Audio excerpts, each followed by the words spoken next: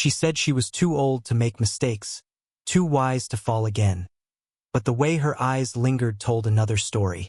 I never planned to fall for the woman next door. But sometimes, the heart doesn't care how many birthdays separate two souls that recognize each other instantly. When I first moved into that small apartment complex, I didn't expect much more than peace and quiet. The place was old but well kept. Wooden steps that creaked, the faint smell of jasmine from somewhere close, and a shared courtyard where sunlight poured in each morning. It was simple, ordinary, until I noticed her. She lived right across from me. Elena, mid-40s, maybe, though the years seemed to have softened rather than aged her. She had that calm, unhurried grace that only comes from someone who's lived long enough to stop pretending. The first time I saw her, she was watering the plants lined neatly along her porch. The early light fell across her hair, catching faint strands of silver. There was something about the way she moved, gentle, deliberate, like she didn't want to disturb the quiet. Our first exchange was nothing special. I was leaving for work, and she looked up just long enough to smile and say, "Good morning." Her voice was warm but steady, like someone used to holding back more than she showed. I remember nodding, returning the greeting, and feeling something strange, that familiar flutter you get when you recognize kindness in someone before you even know their name. Over the next few days, I began noticing her more often. She'd sit outside in the evenings with a cup of tea, reading a worn-out book. Sometimes she'd hum softly. Not a song I knew, but something tender and a little sad. From my window, I'd catch glimpses of her. The soft curve of her smile, the quiet focus in her eyes. There was something peaceful about her presence. It made the place feel less lonely. I didn't know her story then, didn't know about the husband she'd lost years ago, or the son who visited only once in a while. I only knew that every time I passed her porch, my steps slowed, as if waiting for her to look up again. One morning, she caught me watching. The sky was pale, the world still half asleep, and she stood there in her robe, coffee in hand, smiling like she'd been expecting me. "You're up early," she said, tilting her head. "Couldn't sleep?" I replied, embarrassed by how easily I smiled back. "Well," she said, glancing at the sunrise, "it's a good time to learn how quiet mornings can be." And then she went back to watering her plants, the mist catching light as it fell over the leaves. I remember standing there longer than I should have, pretending to check my phone while stealing another look. That was how it began, not with a spark or a storm, but with something smaller. Passing smile. The sound of water trickling from a can. The sight of a woman who looked like she had no reason to notice me, and yet, somehow, did. I didn't know it then, but from that moment my mornings would never be the same. It started with small things, quiet gestures that somehow carried more weight than words ever could. A nod across the courtyard, a wave from her porch as I left for work. And then, one morning, the smell of something warm and sweet drifted through my window, butter, sugar, and vanilla blending into the air like a soft invitation. When I stepped outside, there she was again, Elena, setting a small plate on the railing between our porches. "I made too many," she said, her tone casual but her smile careful, almost shy. "You look like someone who skips breakfast." I laughed, taking the muffin she offered. It was still warm. "You're not wrong," I said. The first bite melted on my tongue, soft and slightly sweet. "This is incredible." She shrugged lightly. "Old habit. When you live alone long enough, baking becomes comforting." Her gaze softened then, drifting for a moment before she added, "You can return the favor next time." After that, next time came naturally. Sometimes I'd help her carry grocery bags up the steps. Other times she'd leave a cup of coffee on the porch rail when she noticed I'd been working late. We didn't talk much at first, but there was something in the quiet, an ease that made each shared moment linger a little longer than it should have. Her laughter came rarely, but when it did, it filled the air like sunlight breaking through clouds. She had this habit of brushing her hair behind her ear when she smiled, and for some reason, that simple motion stayed with me long after she went back inside. One Saturday morning, we found ourselves outside at the same time. I was fixing a loose hinge on my front door. She was trimming her plants. It began as small talk, the weather, the stray cat that kept wandering through the courtyard. But gradually, her words turned softer. "You remind me of someone I used to know," she said quietly, eyes focused on the leaves she was cutting. "Someone good, I hope?" I tried to joke, but her faint smile didn't reach her eyes. "Yes," she said after a pause. "Someone who used to listen." Then, as if realizing she'd said too much, she straightened up and changed the subject. "You should try growing something too. It makes the mornings less lonely." That word, lonely, hung in the air between us.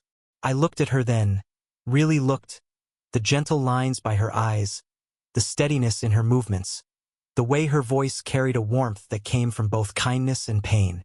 "Maybe I will," I said softly, "but I'll need help." She smiled again, this time a little longer. Then it settled. From that morning on, we shared more than greetings. We shared silences, small talks, and quiet glances that said everything we didn't. And though we never spoke about it, something between us had already begun to grow, as quietly and naturally as the flowers she tended each day. The rain began without warning that night, a sudden, heavy downpour that blurred the edges of everything. I had just stepped out to lock my motorcycle when it hit, sheets of water crashing against the pavement. Within seconds, I was drenched. Across the courtyard, I saw her, Elena, standing by her window, the soft amber glow of her lamp framing her silhouette. When she noticed me, her eyes widened in surprise, then softened with that quiet concern she always carried. She opened her door slightly and called out, "You'll catch a cold out there. Come inside." I hesitated only a moment before crossing the small stretch between us, the rain slapping against my jacket. When she closed the door behind me, the noise from outside faded into a soft hum, the kind that makes a small room feel even warmer. Her home was everything I imagined, neat but lived in. Books stacked unevenly on a coffee table, a record player resting quietly in the corner, and the smell of chamomile and wood polish mingling in the air. A soft jazz tune played faintly in the background, as if the house itself had learned how to fill silence with comfort. "Sit," she said, handing me a towel. "You look miserable." I laughed, wiping the rain from my hair. "You just saved me from pneumonia." "Then I'll consider it my good deed for the week," she replied, smiling as she poured hot tea into two mismatched cups. We sat on opposite ends of the couch at first, both unsure what to say. But the rain kept playing its steady rhythm against the windows, and little by little the silence broke. We talked about small things, my job, her garden, the nosy neighbors. Then, without meaning to, the conversation deepened. I told her about feeling stuck in life, about how I'd moved here hoping to start over. She listened quietly, eyes thoughtful, fingers wrapped around her cup. When she spoke, her voice was soft but certain. "You're still young. You have time to find where you belong." I smiled faintly. "And you? Have you found it?" She looked away then, her expression distant. "I thought I had. But life has a way of changing what feels certain." The air between us shifted, not uncomfortable, just heavier. I could feel the warmth from the teacup fading, replaced by something quieter, more human. After a moment, I said, "You sound like someone who's learned a lot the hard way." Her eyes met mine, a trace of amusement there, but something else too, vulnerability. "That's one way to put it," she said softly. Then, after a pause, "I'm old enough to know better." But her voice trembled ever so slightly, and in that trembling, I heard what she didn't say, that maybe knowing better didn't make her immune to feeling again. Outside, the rain kept falling. Inside, something else began. Slow, uncertain, and impossible to ignore. After that rainy night, something subtle changed between us. We didn't talk about it, didn't even acknowledge it, but it was there, woven quietly into the air whenever we met. When I saw her the next morning, she smiled like nothing had happened, as if we hadn't sat together for hours while the storm sang outside.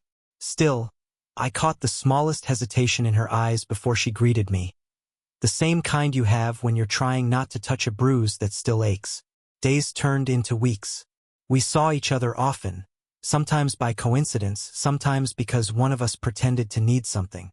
She'd call across the courtyard, asking if I could help carry a heavy bag or fix a creaking hinge. I told myself it was just neighborly help, but my heart always beat faster on my way to her door. One late afternoon, the sun stretched low and golden across the walls, painting everything in quiet warmth. She had asked me to help repair a broken shelf in her living room. When I walked in, the faint scent of her perfume met me, soft and clean, like lavender and something warmer beneath it. She handed me a screwdriver, our fingers brushing briefly. That brief touch stayed longer in my memory than it should have. As I worked, she stood close enough that I could hear the gentle rhythm of her breathing. The shelf wobbled once, and we both reached out at the same time to steady it. Her hand landed over mine. For a second, neither of us moved. I looked up. She did too. Her eyes were calm, but there was a flicker, a quiet battle between wanting and restraint. I could feel the warmth of her skin against my knuckles, the faint tremor that betrayed how aware we both were of the distance shrinking between us. Then she pulled away, clearing her throat.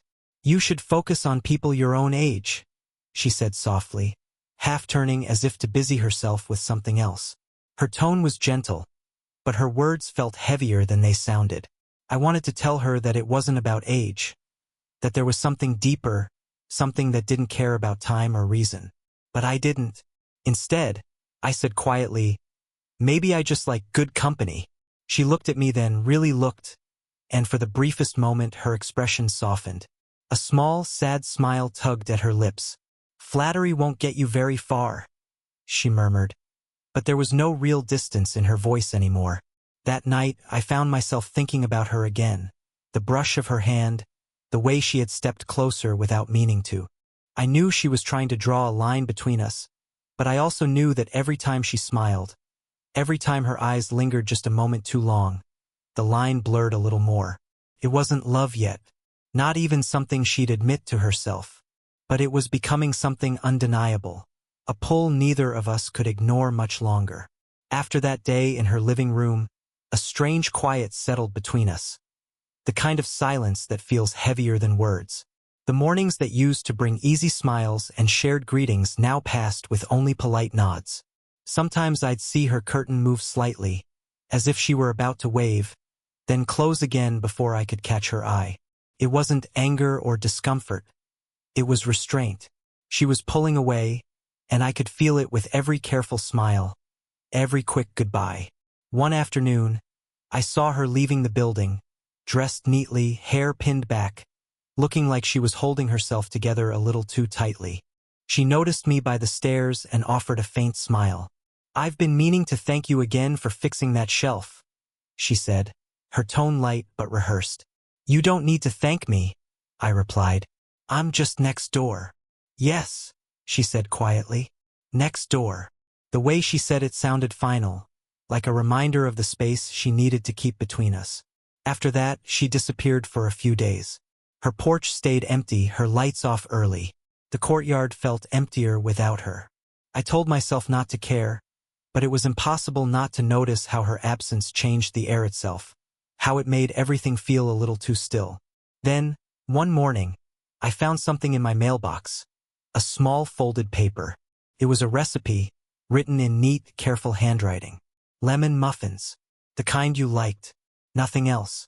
No name, no note, but I knew it was hers. I stood there for a long time just staring at it. It wasn't much, but it was enough to remind me she hadn't completely turned away.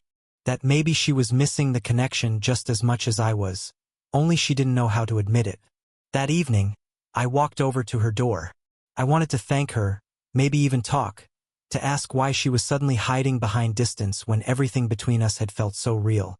But when I knocked, there was no answer. Through the glass panel beside her door, I could see her sitting near the window, still and quiet, her face half turned toward the setting sun. She must have heard me knock. I saw her shoulders tense, her hand frozen on the edge of her book, but she didn't move. I waited a few seconds more, then turned and walked away, the sound of my footsteps echoing in the still courtyard. That night, I left the recipe on my table, unread. It hurt, not because she rejected me, but because I understood what she was doing. She was protecting herself from something she didn't think she was allowed to feel again. And yet, even as she shut me out, I couldn't stop hoping that someday she'd open that door. Not for help, not for politeness, but simply because she wanted to. For now, though, all I could do was wait and listen to the quiet space she left behind. The first knock came just after dusk. I wasn't expecting anyone, and when I opened the door, she was standing there. Elena, holding a small paper bag in both hands, her expression caught somewhere between courage and hesitation. "Hi," she said softly. Her voice had that gentle tremor I'd only heard once before, the night of the rain. "Hey," I replied, surprised but relieved to see her. "It's been a while." She nodded, then held the bag out toward me. "I made this for you. It's just something for the cold weather." I took the bag carefully. Inside was a scarf, hand-knitted, thick, and soft. A muted shade of gray, the kind of color that went with everything but stood out just enough to be noticed. "You made this?" I asked, looking up at her. Her eyes flickered away.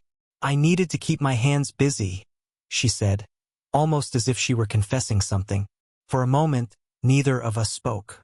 The light from my living room stretched out across the hallway, catching in her hair, painting her face in gold and shadow. She looked tired, not in the way that sleep could fix, but in the way people look when they've been holding something in for too long. "Thank you," I said quietly. "It's beautiful." Her gaze returned to mine then, steady but soft. "I told myself not to come," she whispered, "that it would be easier to just stay quiet." I stepped a little closer, the air between us suddenly charged with everything we'd left unsaid. "Then why did you?" She smiled faintly, a sad kind of smile that made my chest tighten.